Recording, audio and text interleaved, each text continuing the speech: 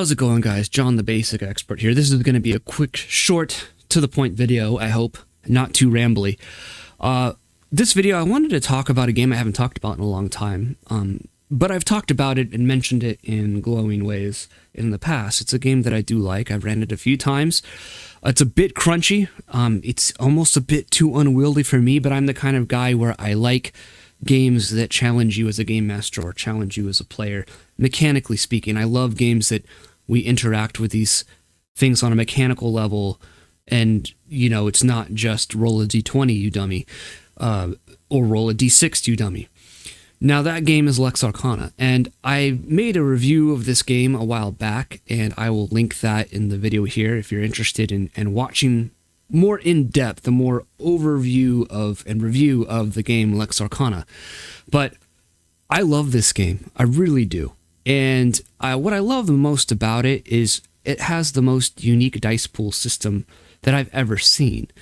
And what's interesting about the dice pool system is that you use all the normal polyhedral dice that you would normally use in any other game, right? Even in D&D, you know, your D20s, your D4s, your D10s, your D8s, your D12s, your D6s. These are all ones that you use in this game. But what makes it super interesting as far as the dice pool is concerned is I love how there's a score for that uses a Latin for a lot of the what would be in D&D terms skills or ability scores, but it uses a lot of Latin words to sort of fit the setting and the vibe. Because again, this is a game. I didn't mention this. This is a game where the Roman Empire never fell. The Western Roman Empire never fell, and it remained pagan. And it was the pagan divinations and sorcery that allowed them to sort of navigate history and avoid the things that would have caused them to collapse, essentially. It's an interesting concept, an interesting version or take on all history. But the thing that interests me with this is, so you have your, let's say your skill, you know, let's say you have a dice, they call it dice points. And let's say you have a dice point of 11. This shows either a combination of dice that you can throw or a combination of, or a single die that you might be able to throw. And in the book, it gives you examples. And I kind of wanted to look at these examples with you so you can kind of see how this game, I think, again, has one of the most unique dice pool systems ever. So let's say you have a dice point pool of 11. You could roll a d8 plus a d3. You could roll a d6 plus a d5. You could roll a d5 plus 2d3. Or you could roll 2d4 plus a d3.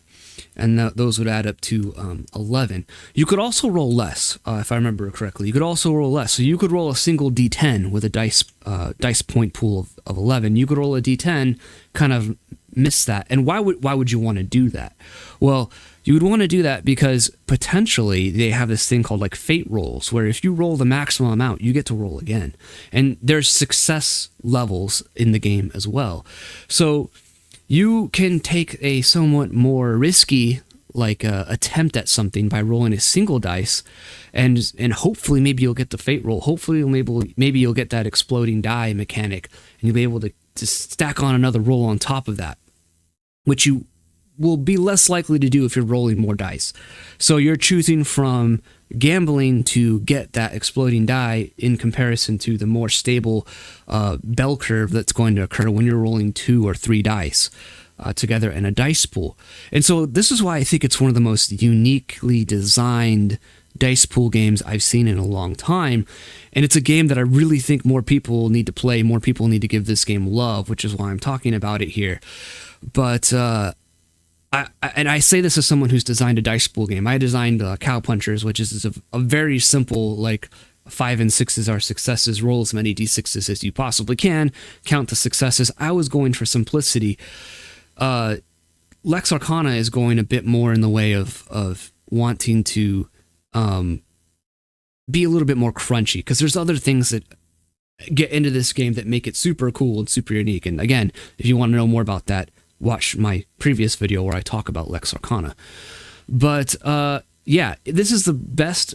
I won't say the best. I think it's cool. I think it's one of the best. But I'll leave you to decide that for yourself if you think it's the best. I think it's one of the most unique and interesting dice pool systems out there.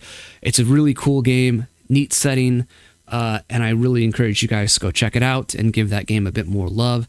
It's something I want to do a bit more on this channel. I was talking with Victor and with Crossface on the Gilded server. And while I'm still going to continue talking about D&D, I want to start peppering in other games that I find interesting, cool, unique, so on and so forth. Because those games need to highlight too, and there's a lot of interesting design concepts and a lot of these other games that are really cool. And they don't always get a shine on it because of all the drama that happens around the D20 focused game that we call Dungeons and Dragons. So that's going to do it for this video, guys. I want to also encourage you to check out Atomic Punk 2240, my new latest book that's out as of recording this video, at least. This is a 2D10 post-apocalyptic role-playing game, very influenced by like old school D&D, but also aspects of Traveler. It's 2D10. There's no roll a D20, you dummy, mechanic that we see so much of today, as we're talking about a game that is not roll a D20, you dummy. So post-apocalyptic, it's the genesis of this was that this is like Fallout with the serial numbers filed off. So if you're interested in that sort of thing, check it out. Link will be in the comments or in the pinned comment below, as well as a link to where you can get Lex Arcana if you're interested in that. And if you get it through the link below, you help support the channel as well. So that's going to do it for this video, guys. Thank you for watching.